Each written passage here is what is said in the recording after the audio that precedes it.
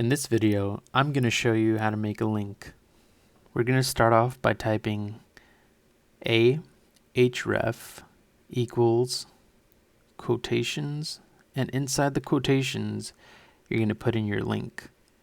I'm going to put in Google, and I'm also going to type, "This is a Google link." Click here. Click on Live Preview.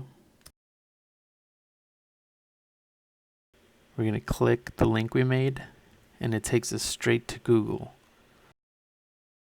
What we also want to do is we want to make this picture into a link. In order to do that, we're going to go in between the image tag, and we're going to do the same thing. href equals quotations, and in the quotations, you're going to put your link, close that, and as you can see, it closes it for you. But what we want to do is we want to delete that and put it at the end of our image tag. Hit save, and then we're going to check out our link. As you can see, it works. You click it and it takes us straight to Google. If you like the video, hit the like, comment, and subscribe, and I'll see you at the next one.